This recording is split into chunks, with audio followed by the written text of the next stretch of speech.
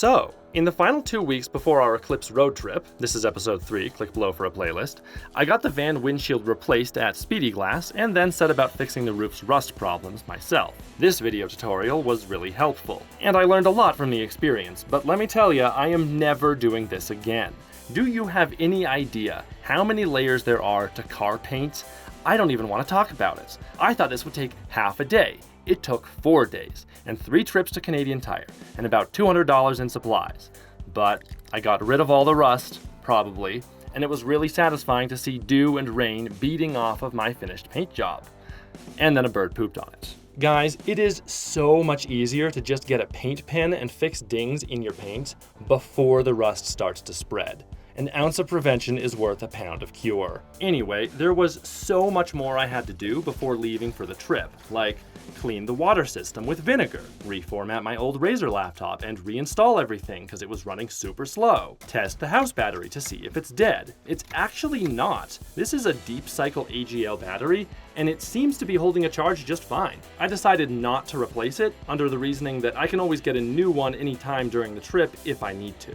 Also, I packed all my camera gear, got insurance for said gear, got travel insurance, and renewed medications, and I had to study for the FAA's Part 107 exam. And after procrastinating until the very last week, I finally bit the bullet and just bought a Part 107 study course from Drone Launch Academy. But let me tell ya, I was not impressed with this course. Long story short, they kept using terms that they had not yet defined, which goes against one of the strongest fundamental principles that I use when making my own tutorials. You know, you must define new terms before you use them. Anyway, the real strength of this course, I think, is in the practice tests. I took those several times, making notes of questions I guessed on or was uncertain about, and my score kept going up. But then, on the day before we left, I went to take the final practice exam, only to find out that it was undergoing maintenance, which also took way longer than they said it would.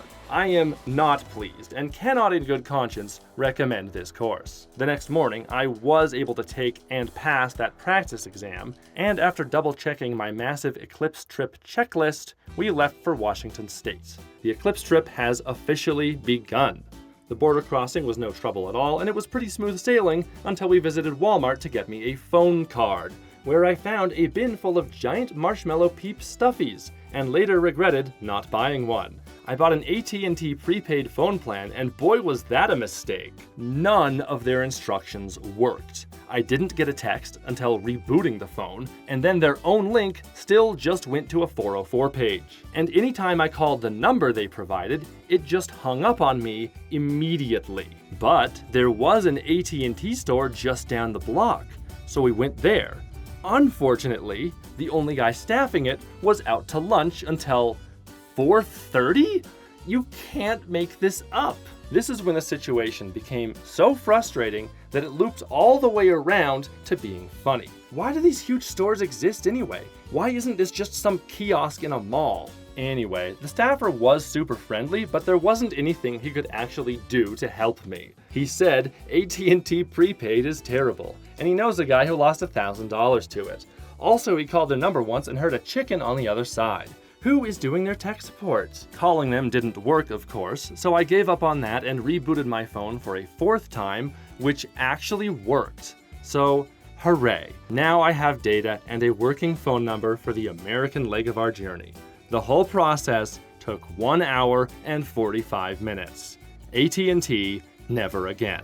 Our next stop was Spokane, Washington. Please pretend that this is some glorious drone footage of our van driving there. This will make sense later. Our sole purpose in Spokane is for me to take the Part 107 drone exam. The night before, we stayed in the parking lot of a casino, which was actually great, although it was a long and cold walk to the bathroom. Some casinos want you to check in with them before you park overnight, but iOverlander comments say that this one doesn't care, and we were in good company. That night was a penumbral lunar eclipse, or worm moon, and it was quite underwhelming. See that slight shadow on the lower right? That's the Earth's shadow. Ooh, ah. The total solar eclipse is going to be a million times more exciting. Still, this did give me a great opportunity to test my new 400mm lens and choose settings that I think I'll use for the actual eclipse. since apparently it is about as bright as the full moon. So these settings are at least a great starting place. Ideally, I'll have the perfect settings dialed in before the total eclipse even starts, so that I don't have to change anything during the eclipse, which would make the final shot worse in my opinion. I also tested all 10 picture profiles to see if there's one I like. So much testing. It got below freezing that night, but despite having a cold nose, I was very snugly warm under 3 blankets and cuddled up to my wife. I still don't know how to work the diesel heater. We woke up early the next morning and drove straight to the testing center, and the test was really intense. There were absolutely no photos or electronics allowed. I had to turn out my pockets, show them my bare ankles, and put all of my items into a locked bag. Then go through multiple verification steps for myself and the exam I was taking, and agree not to tell anyone about the contents of said exam, lest they bring down the wrath of the FAA on me. Which is too bad, because there was one absolutely BS nitpicky question on there that I would love to complain about. I forgot the simplest thing, which is how high above the ground am I allowed to fly the drone? I'm like, oh no, is it 400 feet or 500 feet? Anyway, I passed with 92%. I'm glad that's done. There's a Starbucks right over there. I'm gonna reward myself. Then, after doing some more online paperwork, I still have to wait up to 7 days for the FAA to do a background check and give me my temporary printable license, which is really annoying since we'll only be in the USA for about 14 days. So, until then, enjoy this poor man's drone shot of all the beautiful scenery in Montana. Wow, just gorgeous. All that effort was totally worth it, you guys. Now we're headed off to Denver, Colorado, where I'll revisit some locations from my childhood. After that, it's onward to the Eclipse path.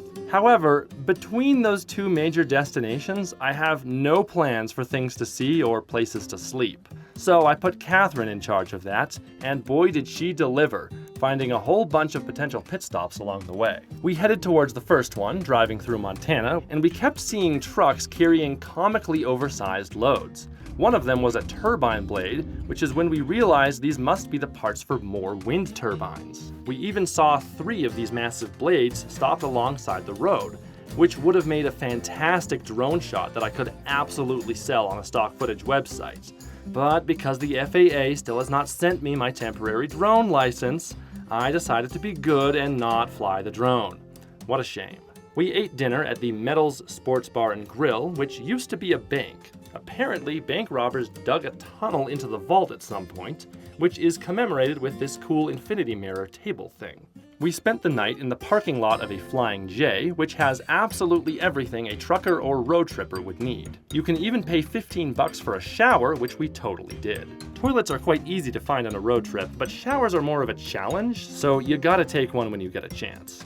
We woke up the next morning to snow all over the van, which quickly melted as the sun rose. Quick weather changes would be a common theme for the day. It was so snowy. Again, Montana is absolutely beautiful. Here's another poor man's drone shot as I continue to wait for my license.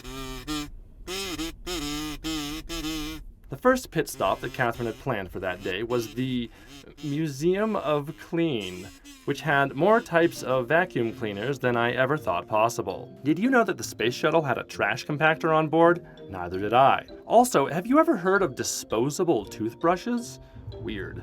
Next up, we took a dip in the hot pools at Lava Hot Spring, which were quite hot, with the hottest one being at 112 degrees Fahrenheit, 44.4 Celsius. As a bonus, this came with a free shower, which again, you gotta take when you can. Oh, let me tell you about 2 side quests we have going on. Catherine wants to get fridge magnets for every state we drive through, even if we just nick the corner of them. It's been fun trying to find these things, since not every gas station has them. Also, I decided I wanted to buy one of those giant marshmallow peep things after all. We definitely were not going back to that first Walmart, so we went forward to other Walmarts, and they were all sold out. Apparently, these giant peeps are in high demand. Finally, we found a Walmart with their last 2 peeps on display, and I grabbed one for myself. Mission accomplished. We now have a giant, fuzzy, squishy peep taking up an inconvenient amount of room in the back, and I have no regrets. Finally that day, we visited Geyser Park at Soda Springs. I wanted to go to Yellowstone, but as I later found out, it's completely snowed in at this time of year. So Catherine found this for me as a sort of a discount Yellowstone. Its one and only captive geyser is pre-programmed to erupt every hour on the hour. And of course, it started snowing hard just before that was due to happen. We must have driven through at least 9 weather changes just in this single day. We again spent the night at a Flying J because they're just so incredibly convenient. There are usually 1 or 2 other camper vans parked, but I strongly suspect that as we get closer and closer to the Eclipse path, these are going to fill up completely, and we'll have to find somewhere else to park overnight. By the way, I have a laptop problem. Ever since the reformat, the battery is stuck at 0% and will not hold a charge. According to what it reports, this is, in a word, bad. Now I can only edit these videos when I have it plugged in, and the van house battery is not big enough to handle that. So there's a wrinkle. I am currently editing this video inside of a brand new work pod at the Lincoln County Library in Kemmerer, Wyoming, which is why the voiceover is a little bit echoey. This thing is amazing. It's got lights, a fan, there's an Ethernet port. Can you see all that? Oh, we need more of these in libraries. Wait a minute. I think I already have the temporary license. Is this it? I could have gotten that cool shot after all.